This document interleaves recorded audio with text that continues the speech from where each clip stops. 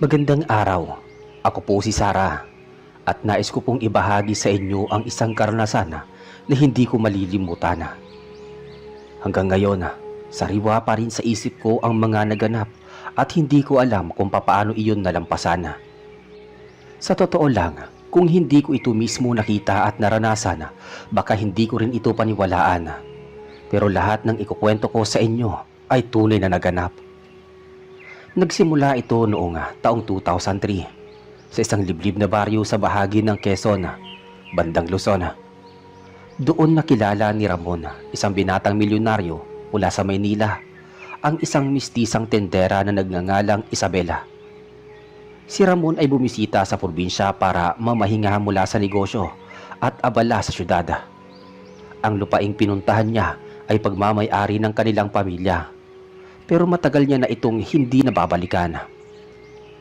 Si Isabel naman ay kilalang kilala sa baryo.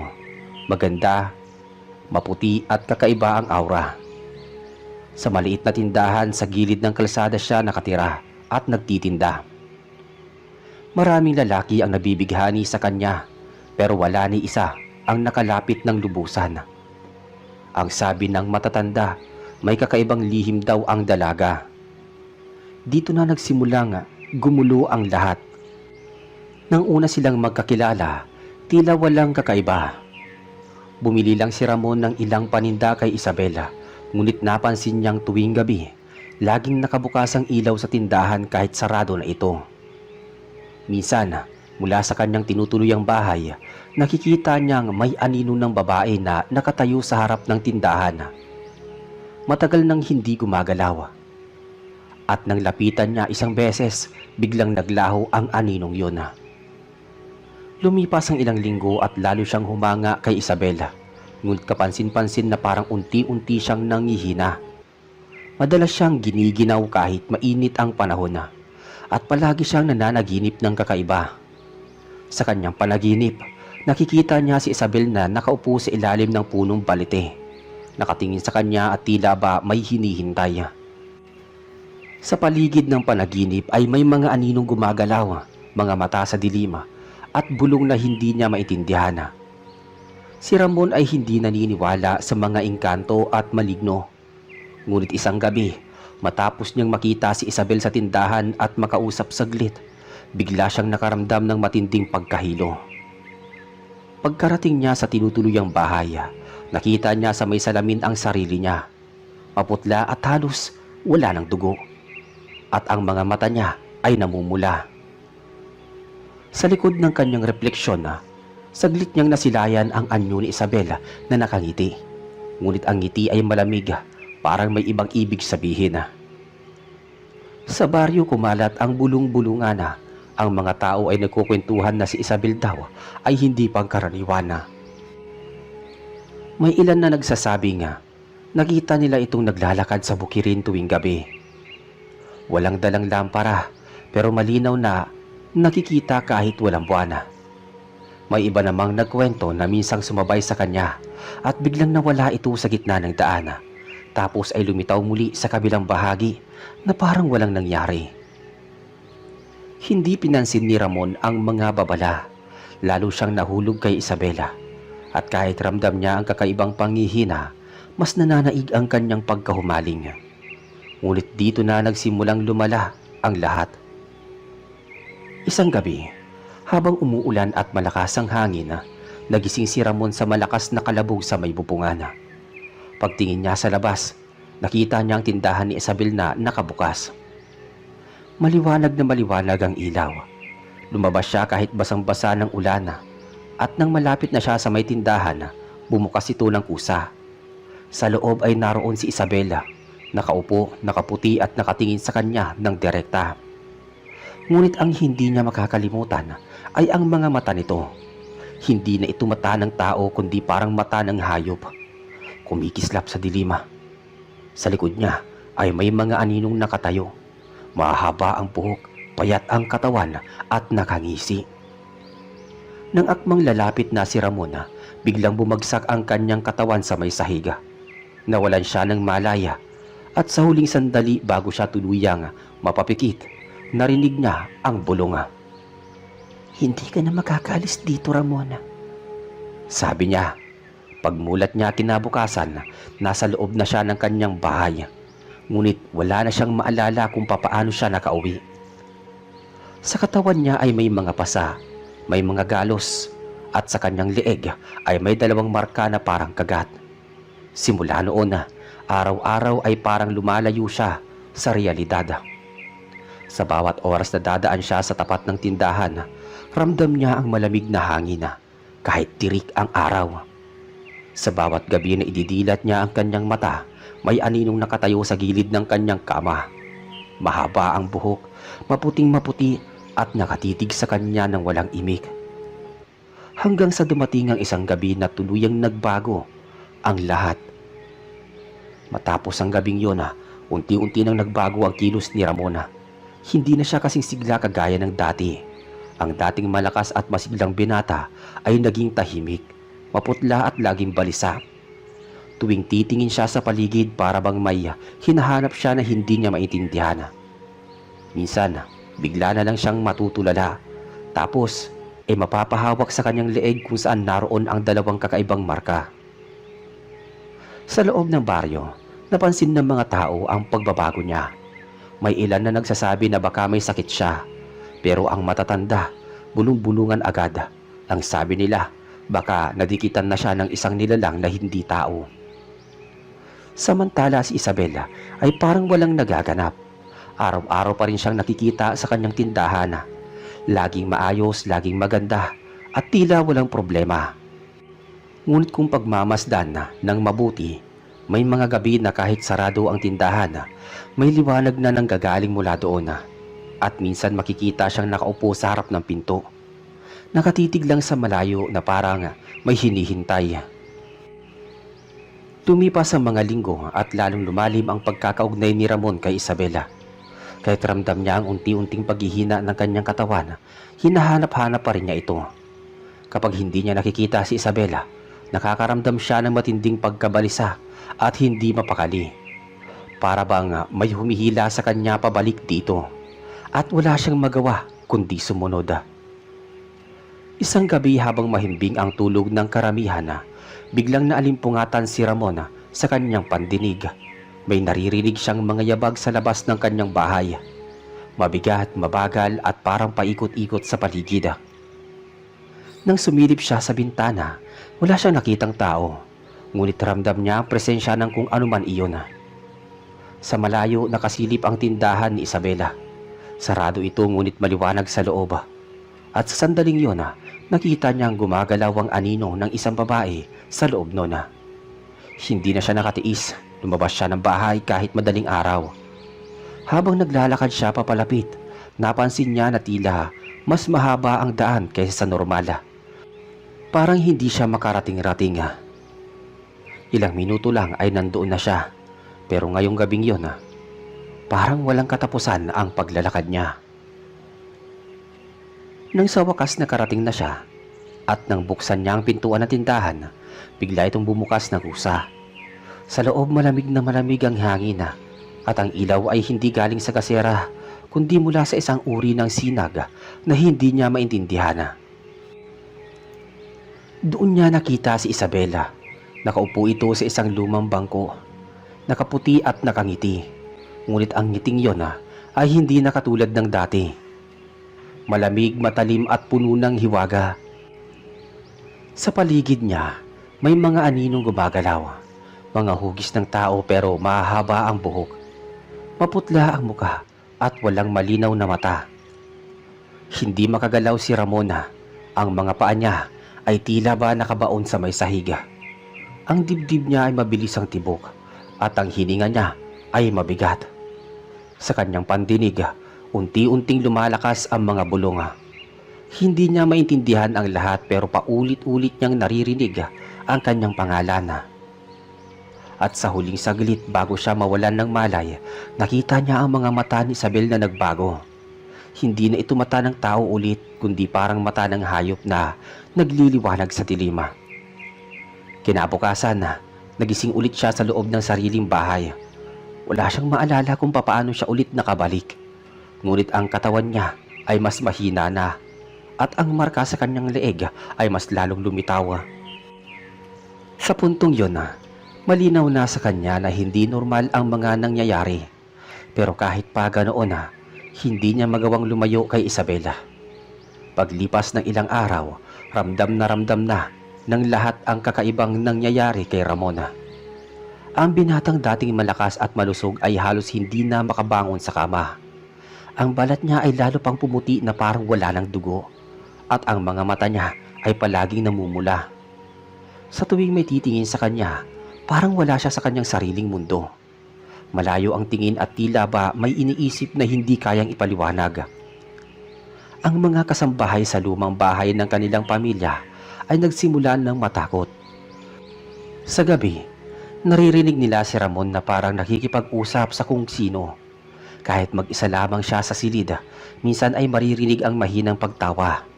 Minsan naman ay malalim na pag-ungol. Ngunit kapag sinilip nila, makikita nila siyang nakaupo lang, nakatitig sa bintana habang ang malamig na hangin ay pumapasok mula sa labas. Samantala si Isabel ay lalo pang naging misteryosa. Kahit araw, makikita siyang dumaraan sa baryo na walang anino. Ang ilan sa matatanda ay naniniwala na hindi siya ordinaryong babae. May mga nagsasabi nga, minsan nakita siyang naglalakad sa bukid nang walang sapin sa paa, ngunit kahit putikan ang daan, hindi siya nadudumihan. Ang iba naman ay nagkwento na nakikita nila itong nakaupo sa ilalim ng punong balite tuwing gabi, nakatitig sa buwan habang may mga aninong nakapalibot sa kanya. Si Ramon kahit nangihina ay patuloy pa ring hinahanap si Isabela. Sa tuwing magigising siya sa kalagitnaan ng gabi, hindi na siya natatakot sa aninong nakikita niya sa gilid ng kama. Bagkus pakiramdam niya ay mas lalo siyang nadadala sa presensyang iyon. Parang unti-unti nang kinakain ng hiwaga ni Isabela ang kanyang buong pagkatao, hanggang sa dumating ang isang gabi na hindi niya makakalimutan. Malakas ang hangin at ang buong baryo ay balot ng dilim. Bigla siyang nagising sa tawag ng kanyang pangalan. Mahinang bulong sa una, ngunit unti-unting lumalakas. Pagdilat ng kanyang mga mata, nakita niya si Isabela sa tabi ng kama. Nakatayo ito, nakaputing bestida at ang buhok ay nakalugay. Hindi siya makapagsalita, hindi rin siya makagalaw. Ang katawan niya ay mabigat ngunit ang paningin niya ay malinaw na malinaw. Ang malamig na kamay ni Isabela ay dahan-dahang humahaplos sa kanyang muka. Ramdam niya ang kakaibang enerhiya na parang hinihigop ang natitirang lakas niya. Sa kanyang paningin unti-unting naglaho ang magandang anyo ni Isabela. Sa halip, lumitaw ang tunay na anyo nito. Maputla, mahaba ang ngipin at ang mata ay kumikislap na parang apoy sa dilima. Hindi siya makasigaw, hindi rin siya makaiwas. Ang tanging nagawa niya ay ang muling pumikit. Umaasang magigising siya mula sa bangungot. Ngunit nang idilat niyang muli ang kanyang mga mata, wala na si Isabel sa kanyang tabi. Kinabukasan nagising siyang nangihina na naman. Ngunit sa pagkakataong yun, may natira sa kanyang dibdib na kakaibang marka. Mga gasgas na parang kuko. Hindi na iyon basta panaginip lamang. Totoo ang lahat ng naganap. Lumipas pa ang mga araw at mas lalo nang lumala ang kanyang kalagayan. Ang mga tao sa baryo ay nagsimulang umiwas sa kanya. Ang dating pinagmamasdan na may paghanga ay ngayon tinitignan ng may takot. Para bang alam ng lahat na siya ay hawak na ng isang nilalang na hindi tao. Sa likod ng lahat ng yun, naroon pa rin si Isabel sa kanyang tindahan. Parang walang nangyayari, parang ordinaryo pa rin ang lahat. Ngunit sa bawat sulyap ni Ramon, alam niyang hindi na siya makakawala. Dumating ang panahon na hindi na maitago ng mga tao sa baryo ang kanilang pangamba. Sa bawat gabi, may naririnig silang kakaibang mga yabag na dumaraan sa gilid ng kanilang mga bahay. May mga aso na walang tigil sa tahol at kapag sisilipin nila, wala silang makikitang tao. Tanging malamig na hangin lamang na dumaraan. Ngunit ang iisang kapansin-pansin lagi mula sa direksyon ng tindahan ni Isabela nanggagaling ang mga ingay. Si Ramon ay tuluyan nang napabayaan ang sarili.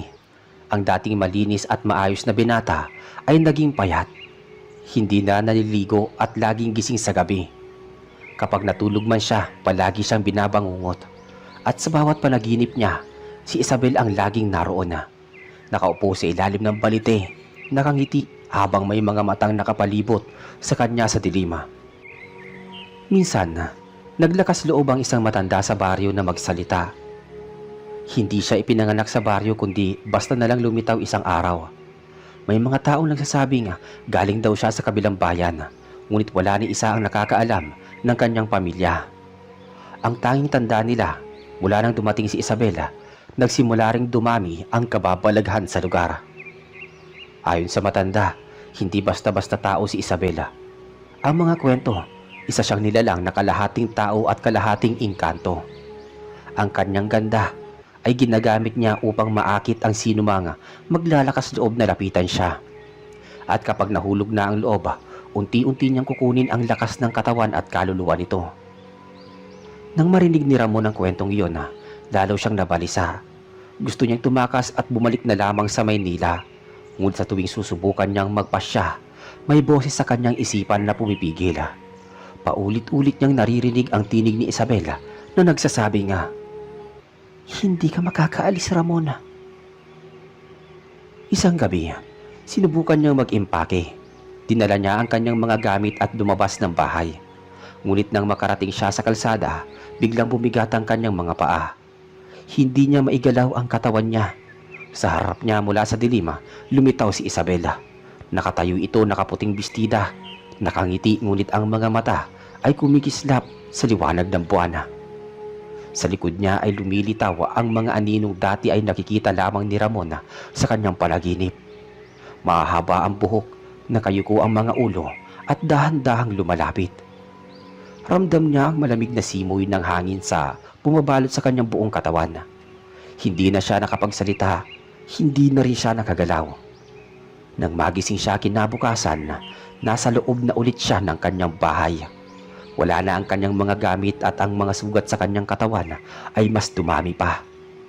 Sa kanyang dibdiba, may 3 mahahabang gasgas, parang hinagod ng matatalim na kuko.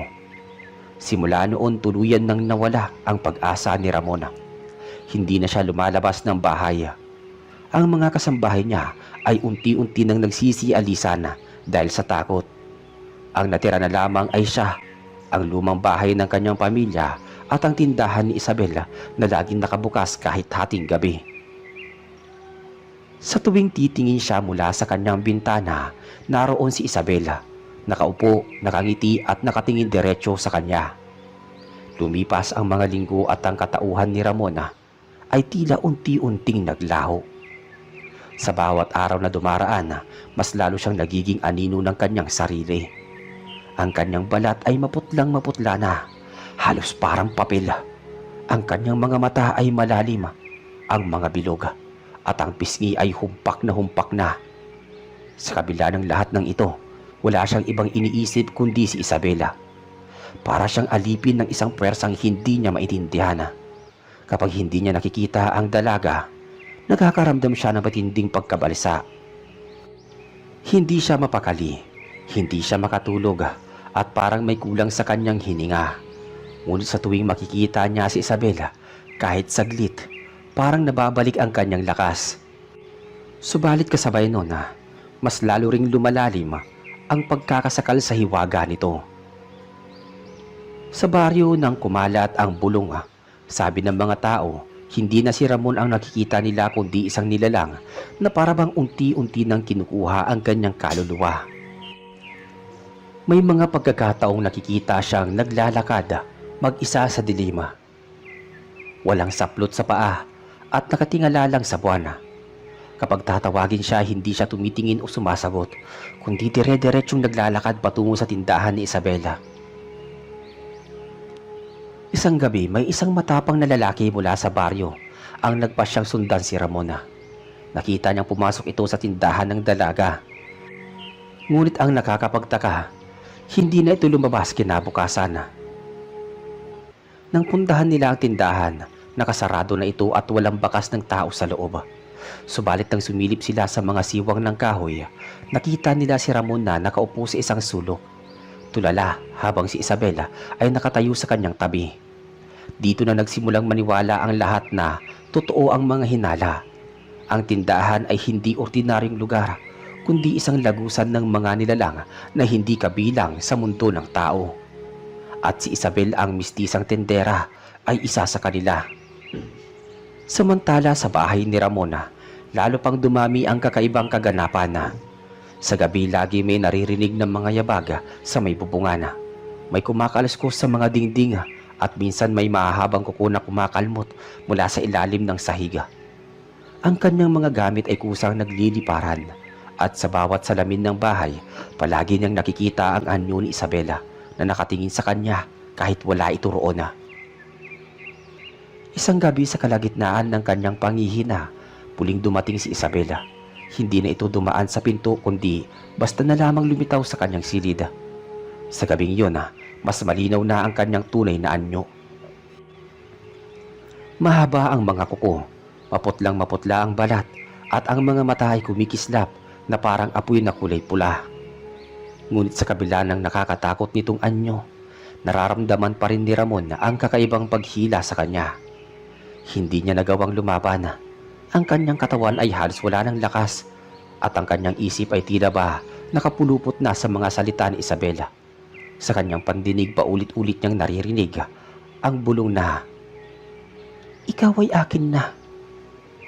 At sa gabing yun, naramdaman ni Ramon na tuluyan na siyang nawalan ng sarili. Ang kanyang katawan ay nandyan pa rin ngunit ang kanyang kaluluwa ay unti-unting nilamon ng dilima. Sa labas ng baryo napansin ng mga tao na mas lumala ang kakaibang kaganapan. Ang mga bata ay biglang nagkakasakit, ang mga hayop ay nawawala at ang paligid ay palaging malamig kahit tirik ang araw. Lahat sila naniniwalang may kinalaman ito kay Isabela at si Ramon ang naging biktima ng kanyang sumpa. Habang patuloy na lumalalim ang gabi, ang katahimikan ng baryo ay tila baga pinapalitan ng isang bigat na mahirap ipaliwanag.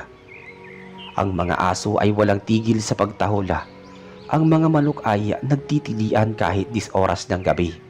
At ang hangin ay laging may dalang kakaibang lamig. Lahat ng mata ng mga taga-baryo ay nakatuon kay Ramona at sa tindahan ng mistisang si Isabela. May mga matatanda sa lugar na nagsimulang maglahad ng kanilang mga naaalala tungkol sa mga engkanto. Ayon sa kanila, hindi na bago ang pagkakaroon ng nilalang na nagpapanggap bilang tao upang makihalubilo sa mga mortala. Karaniwan ang mga banyaga o mistiso ang anyo, paputi, magaganda o gwapo. Sila daw ang dumadayo sa mga baryo upang maghanap ng kaluluwa na maaari nilang bihagin. At ang pagkakakilala nila kay Isabela ay tugmang-tugma sa paglalarawan ng kanilang mga ninuno. Si Ramon naman ay lalong nalulugmok. Sa bawat araw, lalo siyang namamayat at nawawalan ng gana.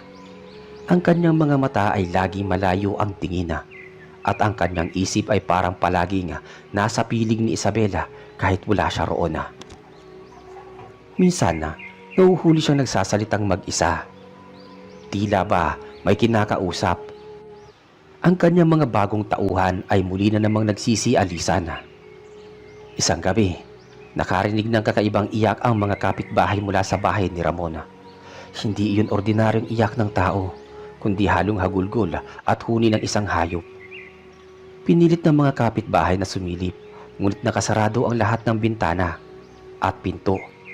Sa kabila ng takot, may ilang pa rin naglakas loob at nakita nila sa mismong hardin ng bahay ay nakatayo si Isabela. Nakatingin sa bintana ng silid ni Ramona. Ang kanyang anyo ay hindi na maitatago. Maputlang maputla pa rin. Mahaba ang buhok na parang basang-basa at ang mga mata ay kumikislap ng pula.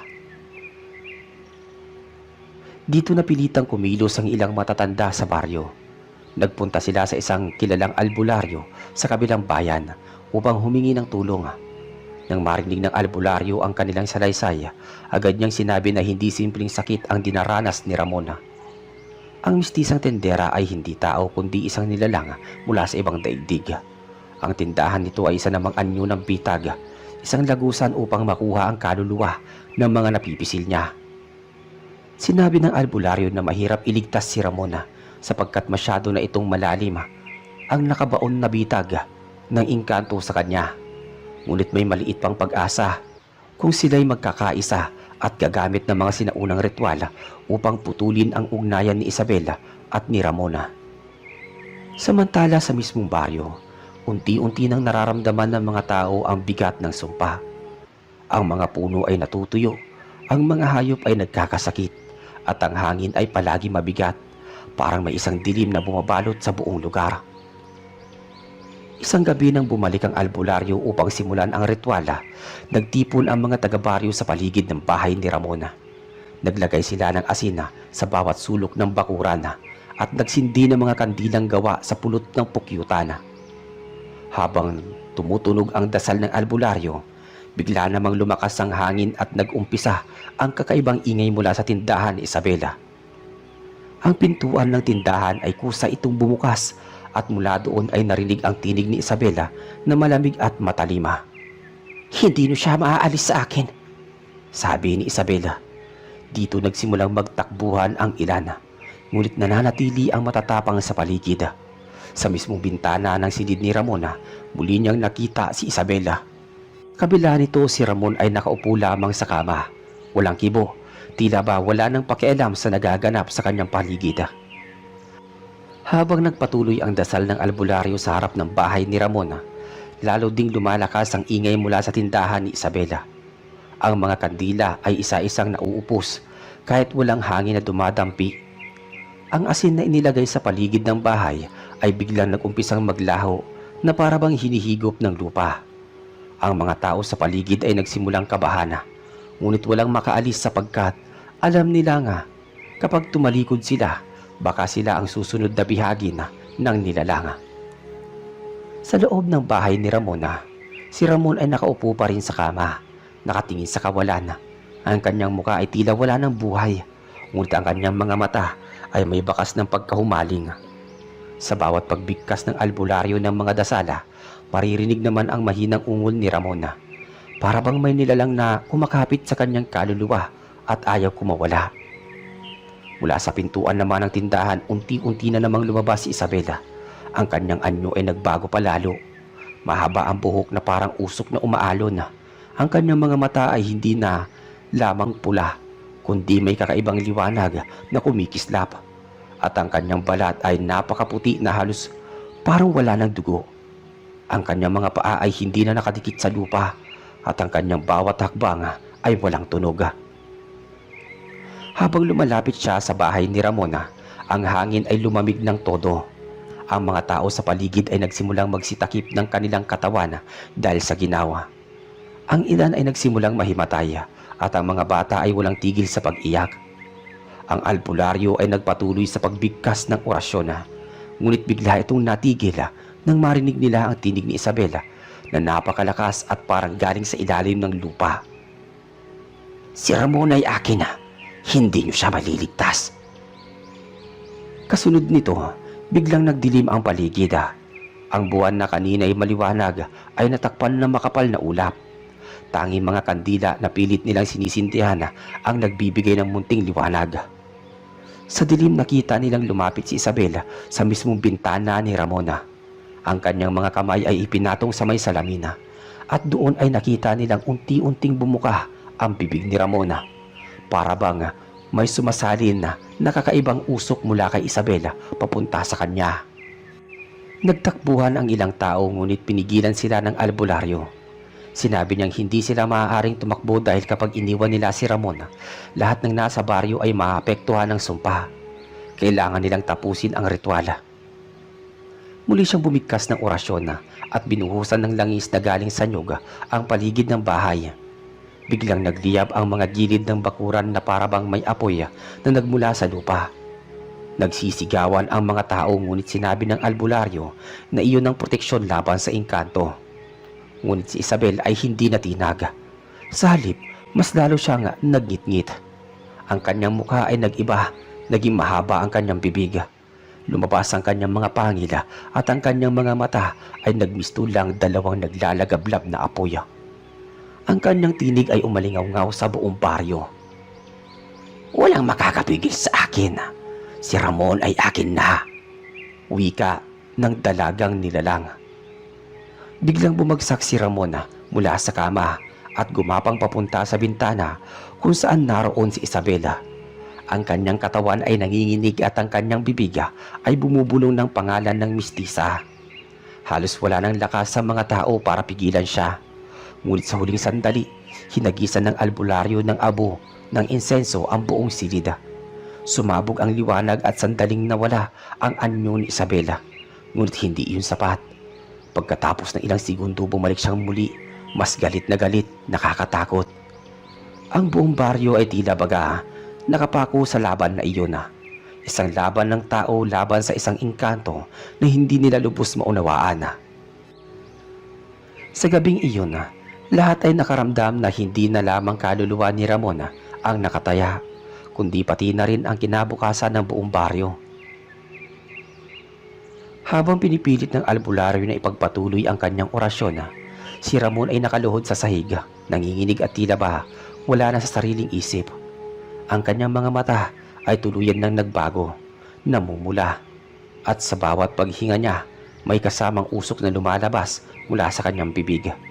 Para bang may nilalang na nakatira sa kanyang katawan. Ang mga tao sa paligid ay nagsimulang magdasal. Hawak-hawak ang rosaryo at paulit-ulit na nag-aantada ng krus. Ngunit kahit ganoon, hindi mapigilan ang takot na bumabalot sa kanila. Sa kanilang mga puso, malinaw na si Isabel ay hindi ordinaryong engkanto, kundi mas makapangyarihan pa. Muling lumitaw si Isabel sa mismong gitna ng apoy na dapat sana'y pumipigil sa kanya. Hindi siya nasunog, sa halip ay dumaan siya roon na parabang usok lamang ang apoy. Ang kanyang katawan ay nagmistulang anino at ang kanyang ngiti ay puno ng paglilinlang. Ang kanyang tinig ay lumabas muli, mas malinaw kaysa kanina. Matagal na akong naghihintay. Hindi niyo alam ang pinagmulan ko. Ang batang yan ay tinakda para sa akin. Nabigla ang lahat. Ang ibig sabihin ba nito ay noon pa man ay nakatakda na si Ramon na maging biktima. Ang albularyo ay lalong pinag-ibayo ang kanyang orasyon. Ngunit si Isabela ay nagsimulang maglahad ng kanyang lihim. Noong unang panahon daw, bago pa man dumating ang mga Kastila sa kanilang lugar, may isang banyagang nilalang na nahulog ang loob sa isang dalagang taga-baryo. Ngunit tinakwil siya ng mga tao at sinunog ang kanyang katawan. Ang kanyang kaluluwa ay nanatiling naglalaglag at naging isa sa pinakamalakas na engkanto sa kanilang bayan. Mula noon ilang dekada na, siya ay nagbalik upang maghanap ng kaluluwang kanyang makasama. At si Ramon ang napili niya. Ngayon ay dahil sa dugo ng kanyang angkan. Dito nagsimula manginig ang katawan ng binata. Ang kanyang pamilya pala ay may lahing galing sa mga taong unang nagpatalsik at nagsunog sa nilalang na iyon. Ang sumpa ay minana niya at si Isabel ang kanyang kapalaran. Habang lumalabas ang katotohanan, ang mga tao sa paligid ay lalo pang natakot. Ang iba ay nagsimulang magdasal ng malakas. Ang iba na may halos mawalan na ng pag-asa. Ngunit ang albularyo ay hindi pa sumusuko. Kinuha niya ang bato mula sa kanyang kahon at nilapit iyon kay Ramon. Sa bawat paglapit ng bato, napapasigaw si Isabela para bang nasusunog siya ng liwanag na nagmumula doon. Ngunit bago pa tuluyang maikapit ang bato sa dibdib ni Ramon, biglang nagdilim ang lahat. Nawala ng liwanag ang buwan at ang apoy ay sabay-sabay na namatay. Sa loob ng dilim narinig ang napakalakas na hiyaw ni Isabela na umalingaw-ngaw sa buong baryo. Kasabay nito, narinig din nila ang malakas na pagbagsak ng katawan ni Ramon. Sa sandaling yun, walang makapagsabi kung siya ba ay naligtas o tuluyan na napasailalim sa isang nilalang. Ang tanging malinaw ay ang isang bagay.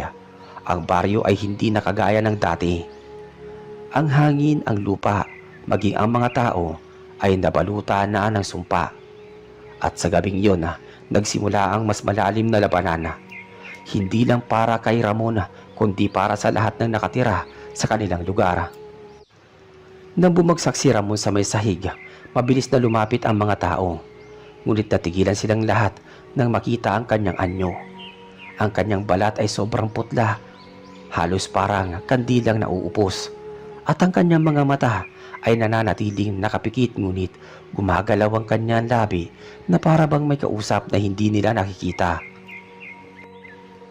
Sa bawat bulong niya, may malamig na hangin na dumadaan sa paligid at ang mga kandila na muli nilang sinindihan ay agad namatay. Ang albularyo ay pinilit ilapit muli ang bato sa dibdib ni Ramon. Ngunit sa bawat hakbang niya, lumilitaw si Isabel sa iba't ibang sulok ng bahay. Minsan sa bintana, minsan sa pintuan, minsan sa likod ng tao. Ang kanyang anyo ay nagiging mas nakakatakot. Nagsimulang magsigawan ang mga tao. Ang ilan ay hindi na nakayanan ng takot at nagtakbuhan palabas ng bakuran. Ngunit hindi sila nakalayo sapagkat biglang bumangon ang malakas na hangin. Parang may malaking pader na nakaharang sa paligid ng bahay, kaya't walang sino man ang nakalabas. Si Ramon ay biglang bumuka ang mga mata. Hindi na siya ang binatang milyonaryo na kilala nila. Ang kanyang mga mata ay pulang-pula at ang kanyang bibig ay puno ng dugo na hindi nila alam kung saan nanggagaling. Dahan-dahan siyang tumayo at nakatingin lang siya sa albularyo. Sa sandaling iyon lumabas si Isabel sa mismong harapan ng lahat. Ang kanyang katawan ay nakalutang at ang kanyang tinig ay parang dumurog sa kanilang pandinig. Sinabi ko na sa inyo, sa akin si Ramon. Kahit anong gawin ninyo, hindi nyo siya maliligtas. Wika ni Isabela. Ang albularyo ay hindi pa rin tumigil. Buong lakas niyang itinapat ang bato kay Ramon. Sa bawat segundo na ilalapit niya ito, naririnig nila ang pag-ungol ni Ramon at ang matinis na sigaw ni Isabela. Ang liwanag na lumalabas mula sa bato ay mas lalo pang tumindi hanggang sa halos mabulag ang lahat. Ngunit sa halip na bumitaw, lalo pang lumapit si Isabela. Hinawakan niya ang bato gamit ang kanyang mahabang kuko. Nagliyab ito sa kanyang mga palad, ngunit hindi siya bumitaw. Sa halip inilapit pa niya ito sa kanyang katawan at doon nakita ng lahat ang kakaibang pangyayari. Ang bato ay unti-unting nadurog sa kanyang paghahawak. Nabigla ang albularyo. Kung iyon ang tanging bagay na magliligtas kay Ramon, paano pa sila makakahanap ng paraan? Nang tuluyang mabasag ang bato, umalingaw-ngaw ang malakas na tawa ni Isabela. Si Ramon naman ay lumapit sa kanya, hawak ang kamay ng mistisa na parabang sila ay matagal nang magkasama. Ang mga tao sa paligid ay wala nang nagawa kundi ang magsigawan at magdasala. Sa huling pagkakataon bago tuluyang maglaho ang apoy sa paligid, nakita nilang magkasama sina Ramon at Isabela na nakatayo sa gitna ng dilima. Ang kanilang mga anyo ay unti-unting nagiging usok hanggang sa mawala na silang tuluyan sa kanilang paningin. Pagbalik ng liwanag, natagpuan ng mga tao na wala na si Ramon. Wala na rin ang mistisang tindera at maging ang tindahan ay naglaho na parang hindi kailanman umiral. Ang naiwan lamang ay isang malamig na hangin at ang takot na hindi na mabubura sa kanilang mga puso. Mula noon ay hindi na muling naging payapa. Ang mga tao ay lumisan sa isa't isa at ang mga naiwan ay laging nagbabantay tuwing gabi. Takot na buka bumalik ang nilalang na iyon. Si Ramon ay hindi na muling nakita at si Isabel ay nanatiling isang alamat na paulit-ulit na kinikwento ng mga matatanda. Ang albularyo bago siya pumanaw, makalipas ang ilang buwan ay nagsabi ng isang huling babala. Ang sumpa ay hindi pa tapos. Balang araw muling babalik ang mistisang engkanto upang kunin ang susunod na napili. At kapag dumating na ang araw na yon, wala nang makakapigil sa kanya. At dito po natatapos ang ating kwento. Muli, ako po si Reggie, ang inyong narrator sa channel na Kwentuhan Tayo.